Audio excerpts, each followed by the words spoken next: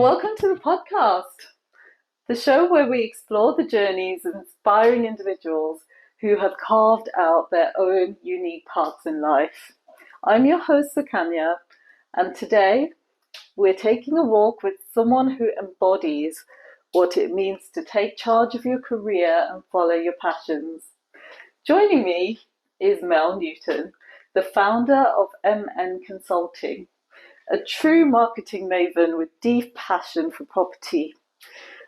Over the years, Mel has not only built a successful career, but she's also poised to make history by pioneering Cumbria's first ever marketing summit, which is in October 2024 on the 18th.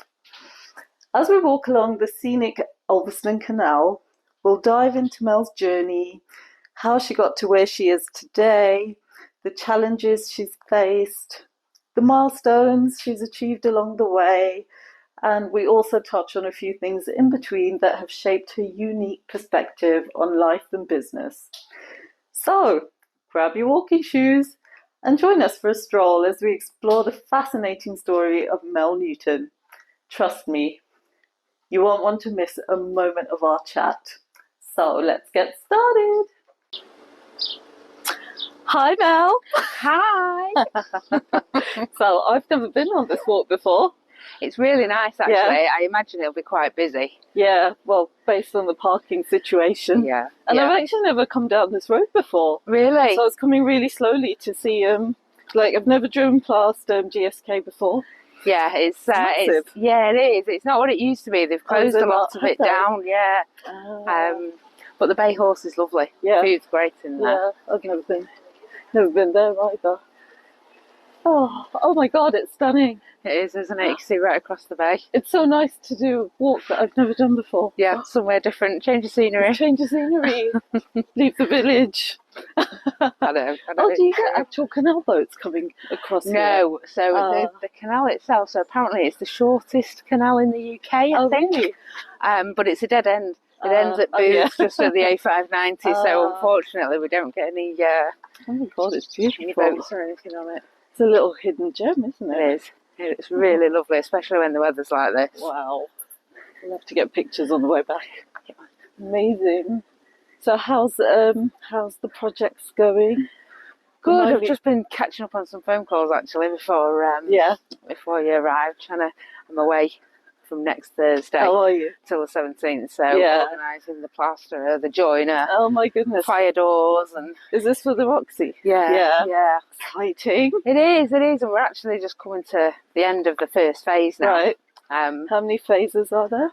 I think there'll probably be 3. Okay. So this first phase has taken 18 months roughly. Wow. It just hadn't been touched for so long. Yeah. There was a lot to do, and I think the priority was just getting it watertight, new roof. We got the scaffolding up for the roof, so while we had that up, we had to get the external painting because it cost such a lot of money for the scaffolding. Yeah. We've been doing a lot really, and then the next phase is more like the infrastructure, so the plumbing, the heating, that kind of thing. And what is the renovation for? What are we doing? So, I mean, it's a real iconic building in Ulverston. It's Art Deco. It opened in 1937 as a cinema. So I didn't realise it was that old. It is, yeah, and there's so many original features from that Art Deco period within the cinema still. Right. It looks amazing. And I think the previous owner had it up for sale. I think there was a concern that, obviously, as with a lot of old buildings like that a developer would snap it up just and knock it down, which would be a real shame. Lots of flats.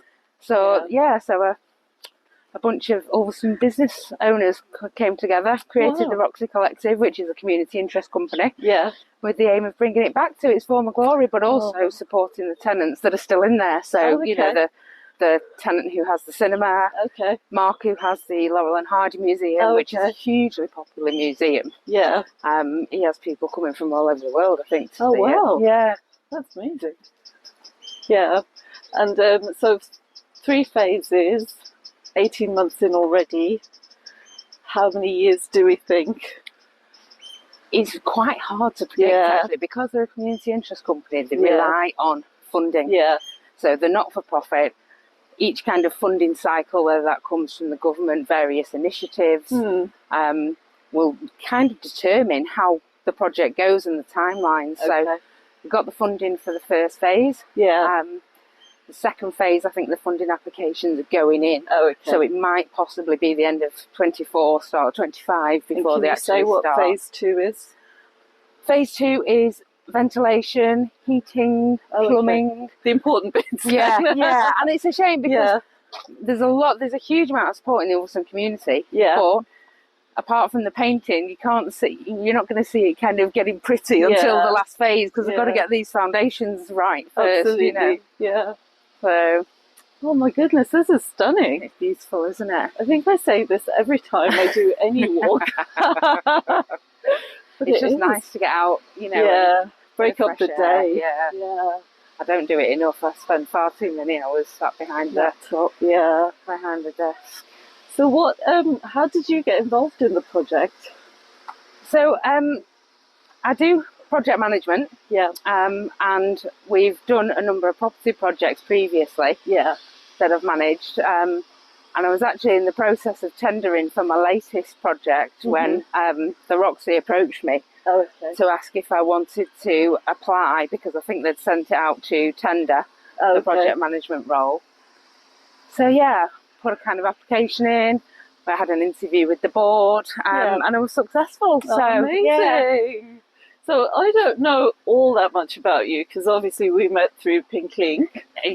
And that was through the marketing. That was through marketing, wasn't it? So what are you doing on the marketing side? Well, I think, I have two passions, and that's marketing and property, and I'm very fortunate actually to be able to combine the two, and it means that there's plenty of variety. So on the marketing side, it's all about local businesses, small, medium businesses. And I'm really passionate about helping them and supporting them, because I think business owners, small business owners particularly, are really great at what they do. Very passionate about it.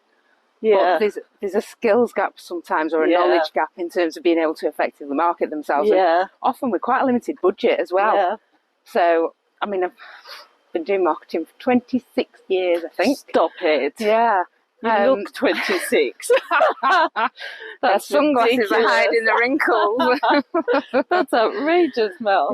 So, and I'm a member of the Chartered Institute of Marketing. I am really passionate about it. So, the consultancy side, the consulting business that I have, involves marketing consultancy and project management consultancy. So it just fits quite well, really. And it appeals to the two extremes of my personality. So I'm super creative, but I'm also super organised. So the creative side lends itself to the marketing, and the organisation side lends itself well to the project management. Oh, that's amazing. So do you source your work within the county, or do you go outside the county? I try and do it within the county. I mean, there's enough. There's enough to be. Of businesses. But I think there's a real gap in the market for good quality, accessible and affordable marketing support for small businesses. And that's kind of the ethos of what I wanted to build with the marketing side, because as a small business owner, you don't necessarily have enough funds to pay a marketing consultant £100-200 an hour. So it was finding that balance between, ensuring it's a viable business, but also being able to make those services accessible to people. And one of the things I've been thinking about for quite a while is having a summit. So a place where we can have a day of marketing that's really accessible to people, regardless of the size of the business, how much money they've got. So we've just organised actually a marketing summit for Cumbria on the 18th of October. The first ever. Hopefully to become an annual event. That's exciting. But it's about getting business owners in a room. Getting loads of value from it. There's masterclasses, Q&As. But they get a chance to network with other business owners who actually might be having the same challenges as them, or problems as them, that that they can relate to and talk about. Yeah. And do you, what was my question going to be? Is around marketing. I got distracted by the Hode. I know, it's stunning, isn't it? It really is. Like, I had no idea. I knew that people were running along the canal. Yeah. But in my mind, I couldn't picture where it was. And obviously, it's too easy to look on Google Maps and actually find it or ask someone. God forbid, should I speak to someone? Yeah. Now, the summit sounds amazing. So are you bringing, oh, that was my question. Are you bringing people in from within the county to run those masterclasses? Yes, so that was another thing I was really keen on. Yeah. So I'm going to be doing a couple of masterclasses. We've got 2 other people running masterclasses, both of whom are marketing related business owners, specialising in organic social media, paid social media, website design. Right. And again, I wanted it to be kind of a day provided by local marketers for local businesses, because you keep that connection to the local business environment as well then, you know. And is that because being a business owner within the county of Cumbria is different? Does it have its own challenges? I think it does.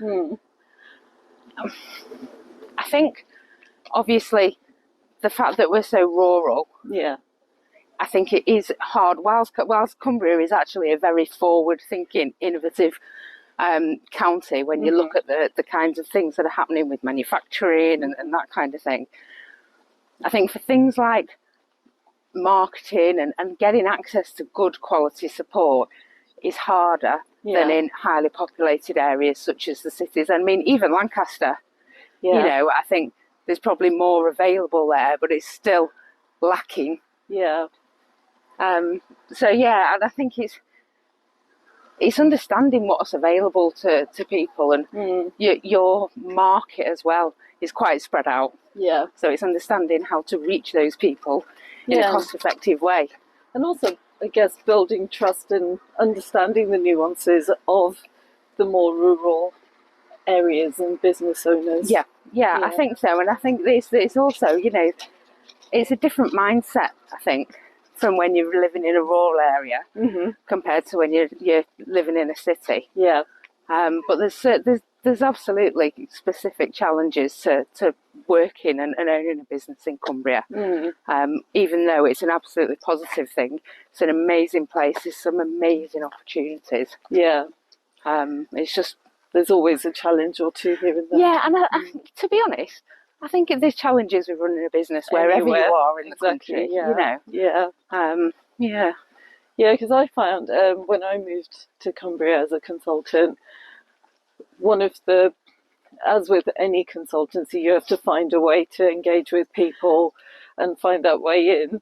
And there's definitely a very strong sense of community. Yeah. And once you gain trust, and once you gain people's respect, and they get that you do have integrity and you are going to follow up on what you say, you tend to get a lot more buy-in with what you're doing and a lot more support. I think so, and I think because there's that real kind of sense of community still, which you find in very few places. Yeah. And I say that to a lot of people that I speak to, and me when they say I'm from Manchester, but I moved to Cumbria. I've been here 20 odd years now. Okay. And it is that there is a real sense of community, you know, and it's so hard to find in so many other places. I mean, if you take the Roxy, for example, just going back to that. Yeah. Yes, a lot of the funding comes from government, but they did a crowdfunding, and the response from the Ulverston community for donations was absolutely phenomenal, you know. Yeah. And I think that shows the kind of mindset. And there's a real pride in where we live. There is. It's beautiful. It's investing back into where we live. And making it, so I guess the main thing is making it available and accessible to the next generations. So whatever we build is leaving a legacy and opening doors. Sorry, I think I scratched you. Sorry. My nails are like claws at the moment.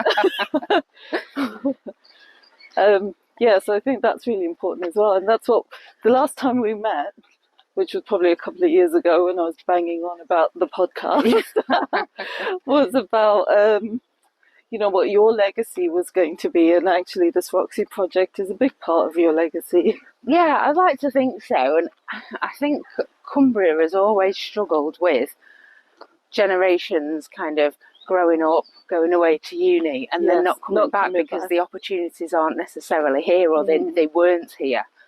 But I think now, as I say, you've got companies like Bender, like Siemens, BAE, Sellafield, a number of LED lighting companies, and they're all very innovative, like I say, and there's more opportunities than ever before. So I think we are seeing more people staying within the county, and actually more people coming into the county. BAE have had a big recruitment drive, but you can tell just from the number of new homes being built that there's obviously demand there for them. Yeah, definitely. There's a lot of development going on. Yeah, it'd be nice if the roadworks stopped at some point. Yeah, I know, it's constant. Which way is he going? Big tractor man. Countryside problems. Yes. Tractors, horses and cyclists. So. He gets stuck in a foot jam behind a tractor. This is stunning. Are those lotus flowers? Yes, I think they are. They're amazing. Yeah.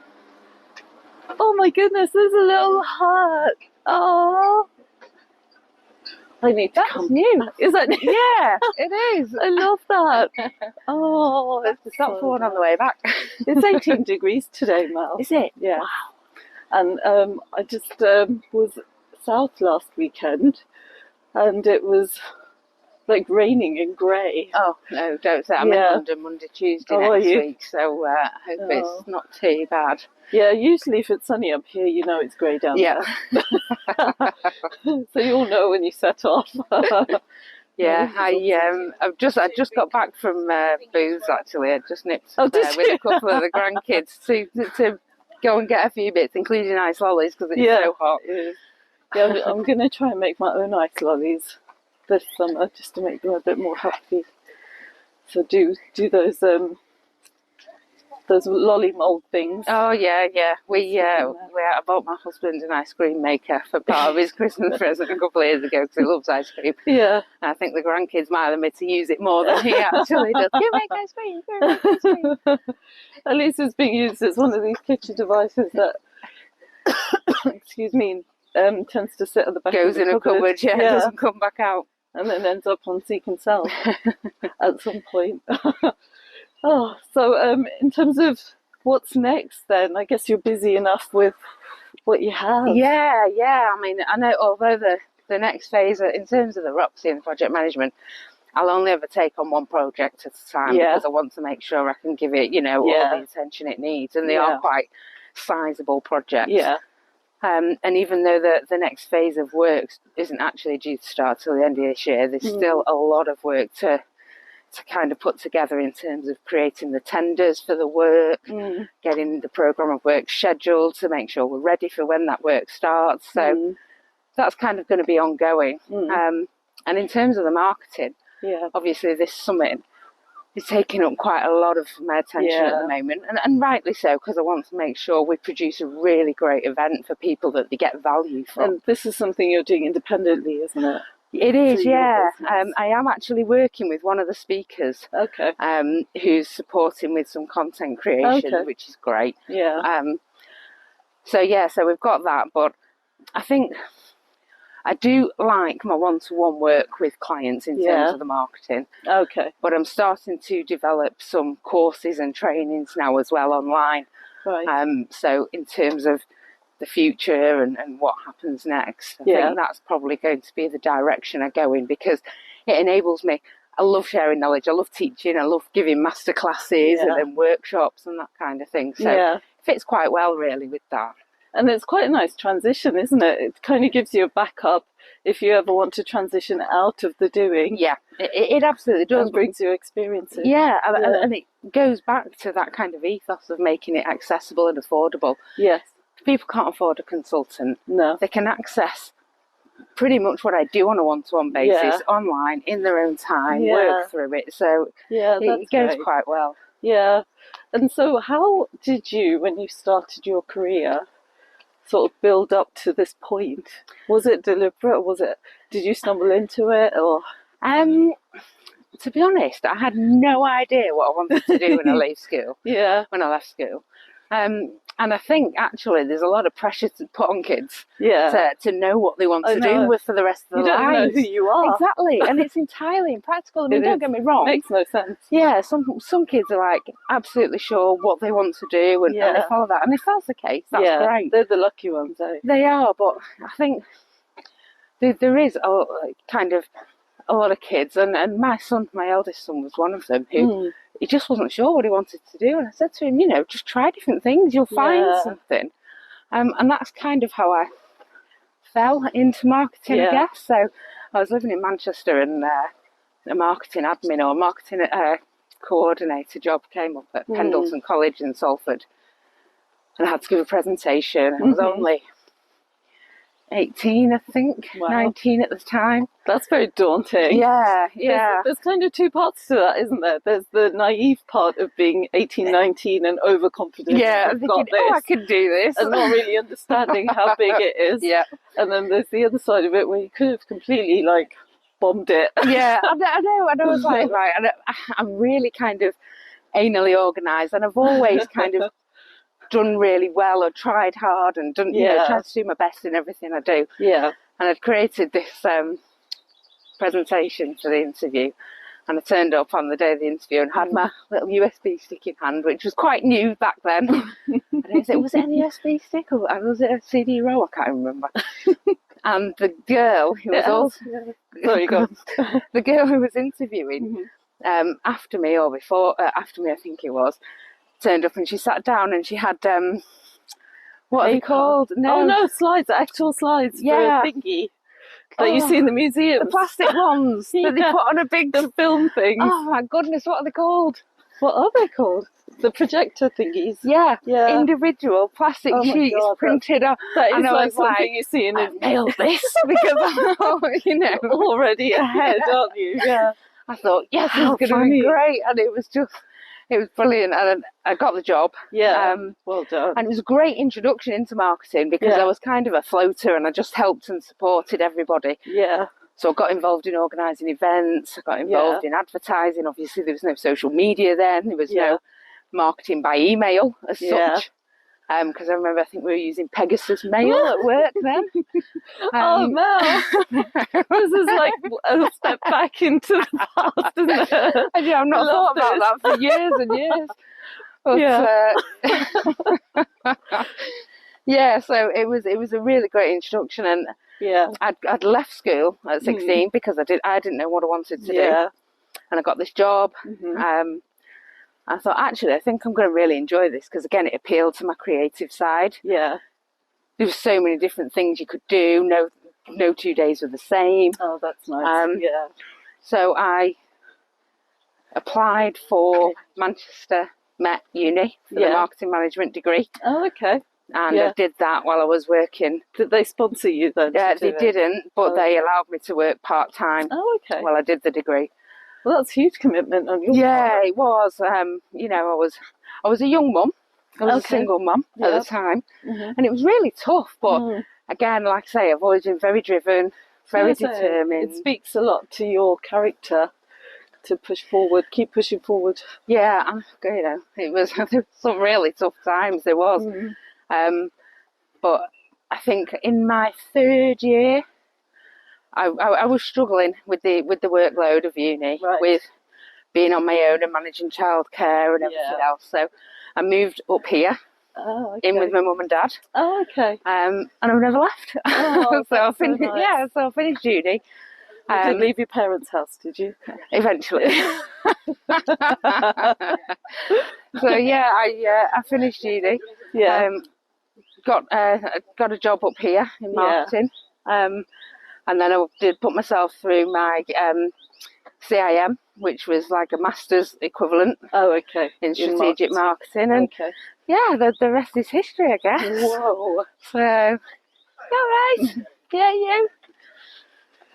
Yeah, that sounds awesome. That's like really, I like that it's not your conventional path and that everything was laid out. And I woke up at 14 and I knew what I wanted to do. Do you know what I mean? Yeah, yeah. And you've kind of felt your way through it. My life certainly hasn't been conventional. So I was, yeah. oh God, I think I started uni when I was, because I worked for a few years first. So I started uni when I was 22. Yeah. I was only 17 when I had Connor. Yeah. And it's been a whirlwind. It's been ups and downs, but I don't think I'd never regret anything because everything that's happened to me, everything that I've done, everything I've succeeded at and everything I've failed at is the reason why I'm here today. You know, today. I love that. Yeah. Just accepting your path, isn't it? Yeah, yeah. Yeah, I love that. I truly believe that you make the most of kind of what's dealt to you. And it's not just about what's dealt to you, you know. If things go wrong and if you fail for whatever reason, sounds a bit harsh, but it's down to you. It's down to the choices and your actions, and I've not always been right. I've not always made the right choices, but it just makes you who you are, I think. I agree, and it is about taking that accountability and saying, well, that was not the best decision I've ever made, but it's okay, I've made it now. Yep. So where what do we go from now? Here? Exactly. Exactly. And acknowledging it rather than, you know, skirting around it and then snowballing. And blaming someone else for it as well. You know? That's like my worst thing. I find that really difficult because you're just continuing the lie in your own life, aren't you? Yeah. And you're never actually going to be able to move on and change or do anything because those failures are actually a learning opportunity. Exactly, you know, I screwed up, I did that wrong, I failed badly. How do I either make it right or how do I move forward and make things better, you know? I say this a lot in terms of, you know, and this is based on things I've read, that the universe will keep sending you the same mistake. And the same message until you take that message and make a different choice. Yeah, absolutely. Otherwise you're caught in the cycle of just these bad decisions. Or couldn't agree more, honestly. But then, you know, when you are in that cycle of looking for someone else to blame because it can't possibly be you, then that's it. You're, you know, see ya. It's never going to get better. You know, and you can't go on like that. But it takes a lot to sort of have that confidence to reflect and to accept that actually I'm not perfect. Yeah, and I think that's real key, you know, and I think it's more of an issue now than it's ever been because, you know, as a marketer, you know, social media is one of my tools, but I also think there's so many negative elements to it. People portraying these perfect lives that actually aren't that perfect, and therefore other people comparing themselves against these people and thinking that they're not enough or they're not where they should be. And everyone is on their own path. Everyone's on their own journey, and they're all at different stages of that journey. So long as you focus on yourself, your journey, and what comes next for you, it's so much better. It's a really strong message. But I think as well, what also helps is I'm from a family of really strong women. So my mum's maiden name is Fox, and I grew up and we used to go to my nan's, and my mum is one of 4 sisters. They all had girls as well. Oh, okay. And whenever I do something or say something, my husband goes, "Oh, it's a Fox thing, isn't it?" Anything that's like I disagree or I'm kind of putting my foot down. No, I'm very passionate about this. I'm strong. I'm independent. You know. So I think that helps because that's kind of ingrained at an early age. Then, and you see people that you can genuinely aspire to and look up to, and that are good role models. And to live through their journeys as well, and presumably watching them take accountability for bad decisions or things that haven't quite been 100%. Absolutely, you know, and in that family of kind of strong females, there's divorces, there's illness, there's kids that are amazing, there's kids that aren't amazing, but we always support each other as a family, and we always work through it, either independently or together. So. Yeah, I love that. Just talking about social media, you said before about organic and paid. Yeah. What does that mean? So organic socials is when you're creating content and putting it on your social channels, and building up that audience, that kind of awareness, that reliability, that trust within your general content creation and on your channels. Whereas your paid is your Facebook ads, your LinkedIn ads, so you're paying to get your advert and your message in front of people. And it's organic is a struggle. It is. It's getting harder, and I think. Let me just interrupt you a second. Look at the swan. I'm gonna have to try and grab a picture of it. Let me see if I can do this without screwing anything up. Social, I think, is getting harder, and it's because the algorithms are changing constantly, and there's just so much content being put out there. You know, it's overwhelming, isn't it? It is. I mean, I think the statistic I read a few years ago, I'm not entirely sure if it's correct, but I think it's something like we're bombarded with 5,000 marketing messages a day on average. 5,000, and I'm sure. That was something I read about 10 years ago. Oh my goodness! So given imagine the rise what it in is social now. Whoa! So trying to kind of get that content. I think we're at the end now. Trying to get that content that kind of stands out from the masses is increasingly difficult. You know. Yeah, that's frightening, especially with the generations coming through now, who know nothing but an online life. Yeah, it's crazy to think that even if you have parents or family members who are of a generation who remember life without social media, it's really difficult actually to explain to them that, because this is their reality, this is their life, this is how it's going forward. So it's learning how do you balance that and understand, say for example, your Instagram feed. You're in control of that actually. And you don't need to look at all these nasty things, and you can make it a joyful place. And sure, there is this, you know, they talk about this social media toxicity in terms of what you were saying before, with comparisonitis and overly positive stuff. But then you get the other extreme where people are then trying to show their authentic side. And you get like videos of people crying and I know oversharing, in my opinion. And I think there's just absolutely zero reality on social media. I do. Exactly, You know, apart companies, you know, great. That's where people are, whether that's Facebook, Instagram, Twitter, you know, TikTok. It's where their audiences are. So businesses have to, and I think businesses do strive. A lot of businesses. To be as authentic as possible in a good way. But from a personal point of view and people's personal profiles, I think there's just so little of a reality on anything that gets posted. And it then drives that algorithm though to say what you're then being presented with. So from a marketing perspective, that's a freaking nightmare. It is. It is. And how do you get your product in front of the people who would buy it if they don't understand themselves well enough to be looking at the things that would bring kind of content, that would be kind of they're related. portraying a version of themselves that isn't necessarily authentic. So it's not actually what they're interested in; it's what they think people think they should be interested in. Yeah, absolutely. Oh, it's exhausting, Mel. It is. It is. Honestly, it really is. And it's going to get bigger and more complex, and you know. So what does AI do to marketing? So I think it can absolutely be a good thing, and I know there's absolutely tons of debate, and not just in the marketing industry, but in a lot of industries. About that, you know, it's going to take away people's jobs and this and the other. But I think actually the world is becoming busier. People want more. They want it faster.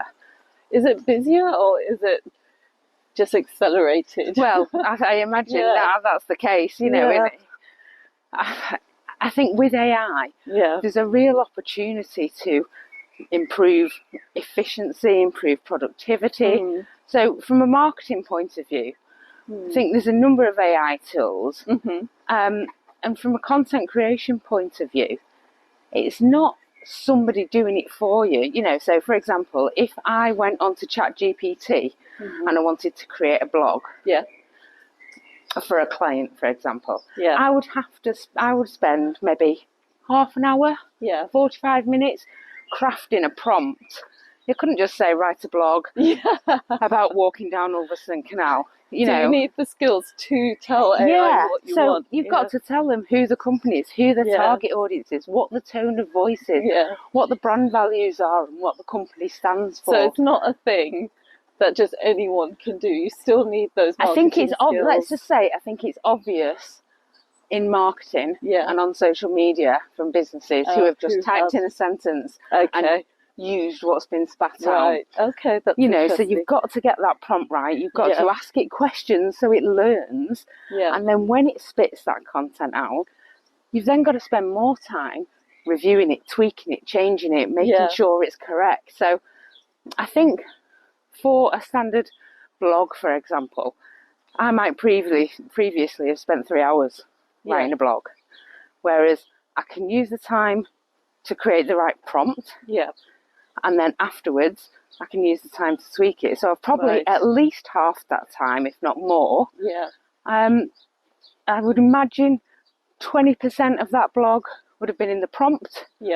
60% would have been the creation by AI, and 20% would have been the tweaking and editing afterwards. So actually, the fact that I can produce content at just as good a quality because I've got the prompt right, because I've reviewed it, tweaked it, and changed it, and checked it afterwards, it means I can produce it for my client at the same quality, much quicker. So I think there's absolutely ways it can help, but like I've just said, I think there's definitely people who use it incorrectly, and I think that can actually be more damaging to someone's brand reputation. Because they're just churning out stuff that they clearly haven't spent any time or thought on. And they're cutting corners to save some budget in marketing. But I mean, and it's not just content creation, if you think about a company and taking their customer through that customer journey from awareness through to purchase and then delight afterwards. AI can play really key roles at each of the touch points throughout that journey, whether that's using automation. So there's a lot of potential, I think. And I think it's going to progress more and a lot quicker. Because if you look at how far AI has come on just in the last 18 months. Well, it's frightening. Just in our lifetime, it's frightening, isn't it? Because we've gone from not even having a mobile phone. That's it. I think I got my first mobile phone when I was 23. Were you? I was 19. Was I 19 or 20? It was the Nokia thing with Snake. That's what mine. I might have been 20 actually. But big Nokia thing it was. I was so excited. I know. And now I'm not quite sure whether that was the right decision or not. But everyone was doing it. Everyone was on it. It was funny. I remember the only game I could play was that snake thing. We used to get on the tube and people would be playing Snake, and now look at it. Hello. But actually that was the beginning of the end of eye contact. Because when you used to read a book or a paper, sure, you were reading it, but you would glance up and down once in a while. You wouldn't just stare at this thing because you're not gaming or... No, absolutely. And I was having a conversation this morning. I was at a business networking meeting this morning, and we were talking about that very thing and younger generations and their ability to kind of write well and communicate well when most of them are used to texts and kind of different concepts. And it's a totally different language, and the thought of picking up a phone and speaking to someone is like, they don't do it. I mean, to be fair, I schedule calls now. Like, shall I phone you on Thursday at 3 p.m? Absolutely. Don't phone me spontaneously because I'll be staring at this going, oh my goodness, the audacity. But how dare you? And that's exactly how it is, but I think certainly for the younger generation that are still at school, it's a whole new ball game, isn't it? And actually, in a way, it's kind of good because from that age, from a very young age, they're setting boundaries on how they're utilising their time. But at the same time, I feel like no one will ever experience the joy of a spontaneous phone call and sitting on the staircase because that's the only place with the telephone line. Yeah, it's as far as it will reach the cord on the concert. And just having your long conversations about nothing and memorising your friends' phone numbers and which a lot of which form my passwords now because I still remember them. Brilliant. That's their uncrackable password. Yeah, exactly. Who's going to put that out? And also, you know, the joy of dancing like no one's watching. Yeah. I say this all the time because I do genuinely feel so sad that so many people are so worried about how they are being portrayed. How their peers see them, you know. What's going on social media. Yeah. Oh, I can't do that. It's going to make me look stupid. But if you love doing that, just be do stupid. it. Yeah. And just give yourself the chance to experience that joy. Yeah. Because it is the best feeling. It is. I mean, God, I still do it around the kitchen on my own. Yeah. I've got an hour to myself after work before Rich comes home. Yeah. Yeah, it's just a joy giver. It's a shame. It'll be interesting to see how it goes. I mean, so one of my cousins had to go for training on how to talk to millennials at work. Oh my God. So I was talking to someone else recently about Gen Z. Yeah. And they were saying actually it's really hard with Gen Z. So I think as we progress through our careers, it's going to get harder. It's going to get harder. Like, will we have to set up our own versions of Twitter and things to communicate? So it's 350 characters. That's it. I can't take any more. I think it's terrifying. You know, who would have thought you'd need to think about how you communicate to a different person just because of the generation you come from? You know. Yeah, it's incredible, isn't it? And we're the people parenting these people. Yeah, what absolutely. were we thinking? Absolutely. I'm kidding. I think they're going to be awesome. I love how confident this generation is and how they have no apology in setting boundaries. I love that.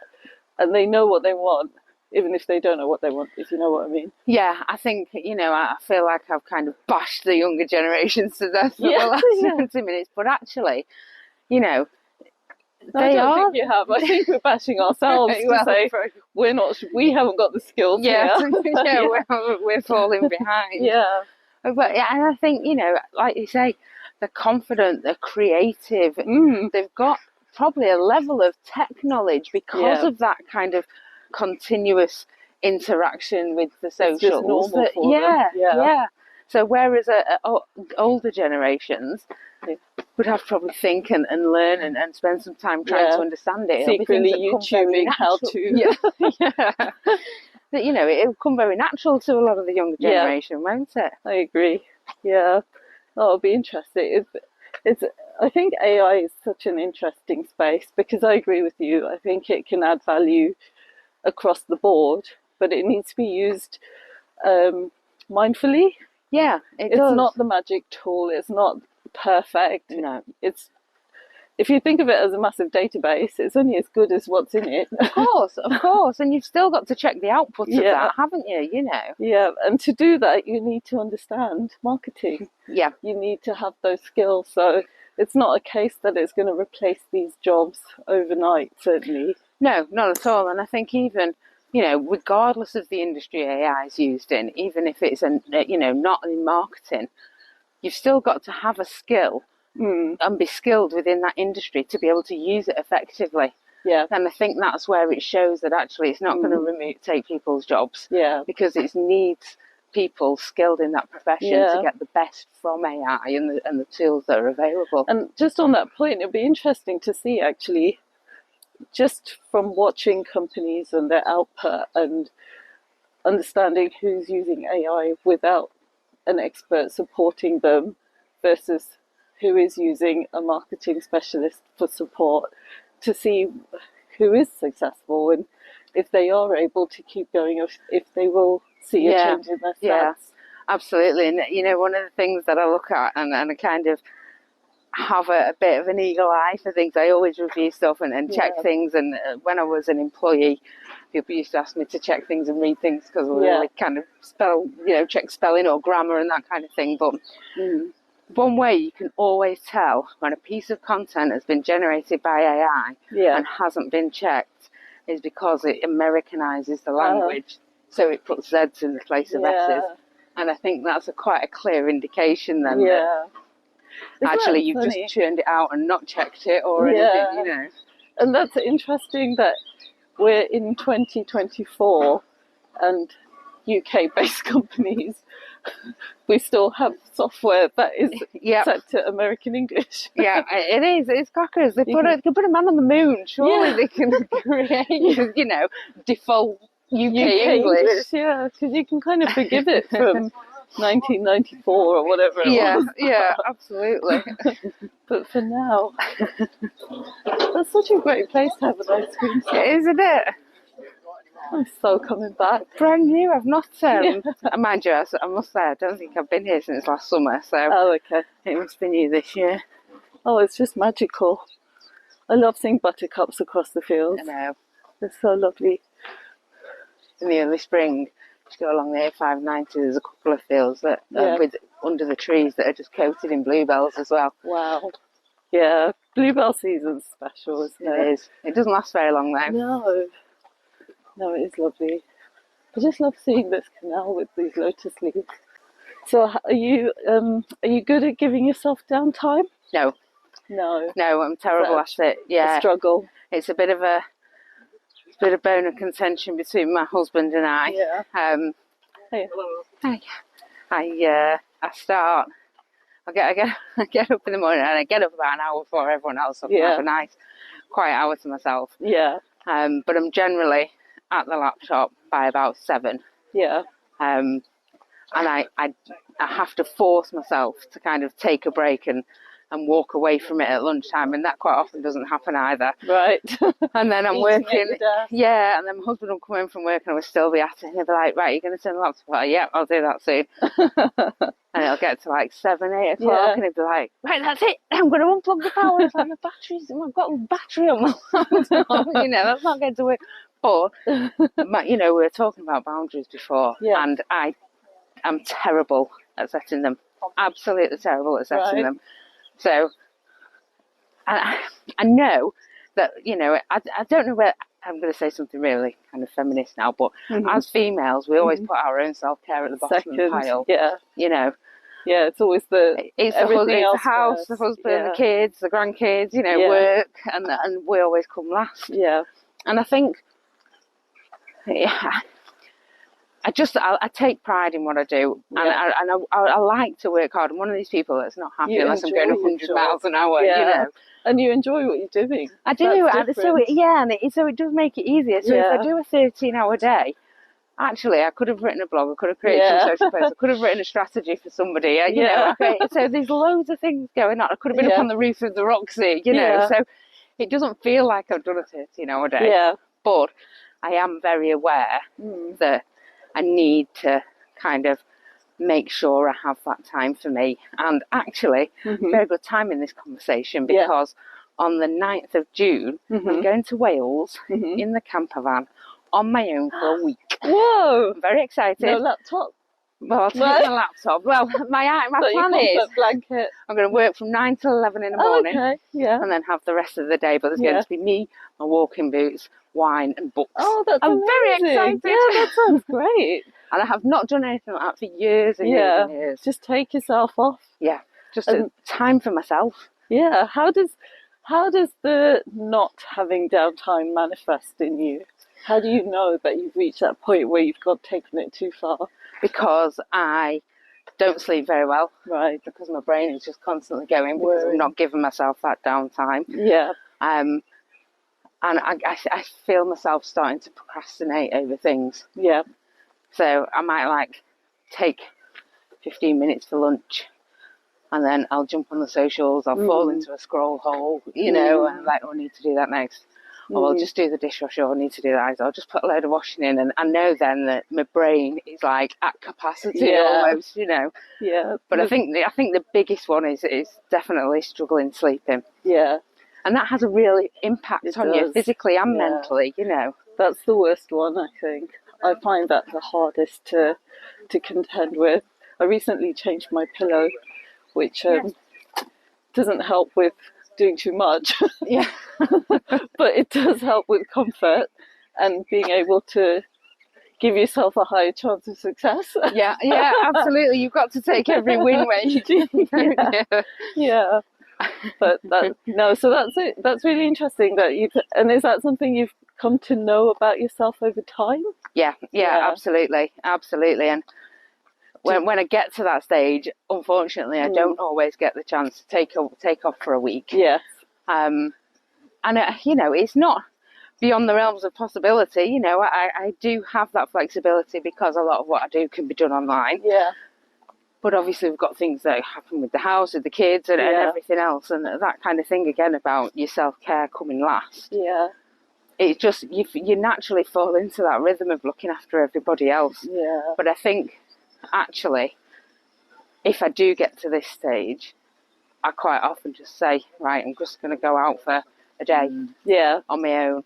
Yeah. Whether that's up the lake, so that's, into Ulverston, and then a walk along the beach or something like that, just to give myself some headspace and not be tempted to get pulled into something else. Yeah, and quite often that kind of day of downtime looks nothing apart from me sitting in my pajamas on the couch watching films. I do that. And I feel really guilty when I do it, which is ridiculous. Oh, no. Yeah. Don't do that. But I force myself to do it because I know, I think I'm not picking up my laptop. I'm just not going to do it. Self-care, isn't it? Even if you're just staring at the TV and not taking it in, it doesn't matter. Yeah. It just means that my brain is not switched on. It's not engaged. I don't have to think about anything. You will be. You'll be working things through. Yeah. But you're not giving it space to come out. That's right. Yeah. So it's usually a day. I find that I get better quality answers from my brain when I do that and give myself that downtime and just stop thinking about the thing. Yeah, I do. I think because it's not full of everything that you're currently thinking about. You've got that kind of headspace to get a bit creative, think of new ideas and various other things. Yeah, exactly. No, I always think in terms of self-care, because I have been in the situation where I've nearly burnt out twice, and you get to this point, like exactly as you were describing, you kind of you're just existing. Yeah. Nothing is enjoyable. Yeah, and that's not what life is about, is it? That's what you have to catch yourself and have a word with yourself. And I like the solitude time as well. Yeah. I don't like being surrounded by people when that happens because I'm having a word with myself right now. Yeah, I'm exactly the same. And I think it actually harks back to before I met my husband, I was on my own for 10 years. Okay. And I absolutely loved it. Yeah. And I hadn't, I thought to myself, well, if I meet someone, I meet someone. If I don't actually think I mind that much. Doesn't have to be the goal. Yeah, and as it happened, when I did meet him, I was like, oh, God, you're going to encroach on my space now, aren't you? But I think time alone is actually really powerful. I agree. And it's good. It's good for you, like I say, whether that's sat on the couch watching films all day and doing nothing, whether it's out walking, swimming, anything at all. Yeah, and just that relationship with yourself is so important. And there's so many people who talk about this on podcasts and have written books about this to kind of enforce the point, really, that your strongest relationship has to be with yourself. Of course. But I think that we're all guilty at some point in our lives of neglecting ourselves to please other people or to prioritize other people. Yeah. And that's to our detriment, because when you come out of the other side of those episodes, you have to remember who are you? You do. Do I even like watching Netflix, or was I just doing that because I think I should, or somebody else is doing it? Yeah, exactly. Yeah. Do I like going to? Do I even like alcohol? And it's crazy. All those things, and I think it's something that people feel and experience every day. And it's true that I know that not looking after myself means that I get a bit grouchier. I don't sleep very well, and I know that stops me from being the best business owner I can be, the best wife I can be, the best mother, the best grandmother, and even knowing that, I still struggle to kind of take that time for self-care. You can get carried away with the project of the moment or whatever it is. Absolutely. And I think, again, you know, talking about prioritising people over you. Yeah. And me saying before about not struggling to set boundaries. I used to find it hard to say no to people. Right. So I was constantly like being stretched and pulled in multiple directions. And I still find it hard to a degree now. Yeah. But the older I get, I am learning to do it better. And actually, I'm finding that I'm becoming a lot less tolerant of other people's shit. Yeah. So what I would have previously kind of accepted and put up with, I actually won't now because that's not acceptable. You know? Yeah. I agree with that. I'm the same. I think you have to go through that journey, and it kind of loops back to what we said right at the beginning. It does seem crazy. I mean, obviously everyone needs a job, and you need an income, and you need a career, and you should try different things out. But the way we have to do it really is tap onto the back end of schooling and try and encourage people to find something that way. But if you don't know who you are, then how do you know what you want right for you, and what your path is? And I think the schooling system, there's so many things that I would challenge, and I think one of them is better education in financial literacy. That is a huge kind of... It's a massive hole. Yeah, and I talk to people about this a lot. I have a real issue with this, you know. Why can't our young generations leave school understanding interest rates, savings, debt, you know, the impact of debt, managing exactly. And these are real key life skills. Yeah. How are we sending young people out into the world without this? Yeah. I left school knowing how the Romans built roads. But that's it. And I think, you know, the education system, you're getting the kids up to kind of a level of knowledge, of understanding, but actually I think it's so restrictive. Yes. It's turning out robots because there isn't any kind of flexibility in terms of every kid is different. Yes. If someone's more creative, they're not going to enjoy academic subjects. You know, and forcing those on them is not going to bring out the best in them, I don't think. Yeah, I wasn't very academic when I was at school. And it's not to say I wasn't intelligent, it's more, or capable, it's more that I wasn't engaged or interested. And so I feel, and I loved going to university, and I got a very average degree, and it was fine.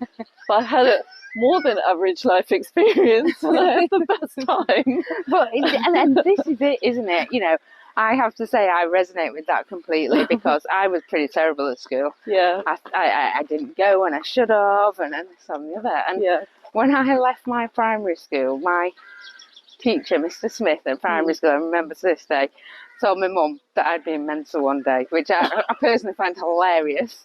But there's still time now. I think my brain cells are decreasing now, not increasing. But I got to school and I hated it. I hated the rigidity of it. And I rebelled against that. Yeah. You know, I didn't enjoy it. I didn't like it. Yeah. I didn't go when I should have done. I got into trouble. Yeah. But then that's a sign that you were probably bored as well. It is. Yeah. And so I left school, I worked for a couple of years, and then when I got into that first marketing job and decided to do marketing, I went to uni. Absolutely loved it. Yeah. Because it was a different environment and it was something I'd chosen that I was interested in, that engaged my brain. Yeah. You know. And I think that's where the difference is, and I think that rigidity in schools is not necessarily a good thing. No. And I think also this like, as much as I loved university and I loved everything about it, I should have really gone straight to work, because the second I started working, it just made sense. Yeah. And I could see the point of it. I think that's what it was. I could see the point of it. Like, I could absorb a book in 2 days on that subject and know it. But if you ask me to do that at school or university, I'd be falling asleep every 10 minutes at each page. I think that's it. And it's finding that spark, I think. And going back to this generation thing, and there needs to be enough flexibility in schools to help kids find out what they're good at, what they're strong at. Because if they feel like they're failing because it's something they have no interest in, therefore it doesn't engage them, then that's actually going to make them feel pretty crappy about themselves, Whereas if they can, and I know it's not easy, and I know there's huge class sizes now in some schools, but I still think there needs to be a way of helping kids find where their strengths are, where they blossom, where they can really enjoy things and make a life out of it. And a lot of that comes from knowing yourself. Yeah, it does. And that's a so juxtaposition, isn't it? Because quite often you don't get to that stage of knowing yourself until you're older. It is a really difficult thing. And, you do get sucked into life things, and then you might have kids or whatever it is. And in your situation, obviously, you had that sort of drive and vision for where you were going, but not everyone has that, and not everyone has that kind of support system. And I think that's the key thing, isn't it? It's having that support system, having that family in place, that regardless of the path that you choose, or that kind of appears in front of you, helping you continue down that path, or supporting you if you fall off that path, because a lot of people don't, which is a real shame. Yeah, it is. So on that very downer note, but very important conversation, because actually what will happen with that, and I think a lot of parents are getting better, though. I think a lot of parents are taking it on themselves to enforce that in their children. Yeah. That well-being bit, and I see it with my friends and my family. Absolutely. But I think with and it's the same with every generation, there's going to be parents and families at either end of that spectrum, aren't there? And I think that's going to be the same for generations to come. It's not that the country is going to fall apart because we're going to be full of kids who can't read, write, and want to be on socials all day. I think there's a huge opportunity. I think there's a risk that our generation will be on socials all the time. Falling into that hole. But I genuinely think, regardless of the generation, there's always going to be families, adults, children that are at both ends of that spectrum. I agree. Oh, well, Mel, this is beautiful. It's been lovely. Really lovely. Enjoyed that. I can't remember, actually, the last time I took a full hour out to be in the sun and walk for ages. So it's been an absolute favourite. I feel marvellous. Self-care. We've done 2.5 miles. Excellent. And the clock is ticking to almost an hour, so I'm just going to let it run 2 hours. Then I'll switch it off. Then my stats will look better. Although the pace has gone down to 0. Well, there's a bit of a theme of self-care today then, because I'm going to leave here. I'm going to nip home, and then I've got a 5 o'clock appointment in Barrow to have my nails and my eyebrows done. Oh, amazing. So I'm going to finish the day off with as little work as possible, I think. Oh, that's perfect. That sounds great. That wraps up our walk along the beautiful Ulverston Canal with Mel Newton, the founder of MN Consulting. It's been an inspiring journey hearing about how Mel has taken control of her career, combined her love for marketing and property to create something truly special. But Mel's journey doesn't stop here. As we said before, she's about to make history with Cumbria's first ever marketing summit, happening on Friday, the 18th of October, 2024. It's going to be a full day dedicated to doing more with less, featuring workshops, masterclasses, Q&A sessions, and invaluable marketing insights. If you're looking to enhance your skills, know what to do, and more importantly, how to do it, this is an event you won't want to miss. For more details, be sure to check out the links we've shared on our social media platforms. You can find everything you need to know about the summit and how to get involved. A huge thank you to Mel for sharing her story with us today, and to all of you for joining us on this walk. If you enjoyed this episode, please share it with your friends, and don't forget to engage with us on social media. We love hearing your thoughts and look forward to your comments and feedback. Until next time, take care and keep exploring.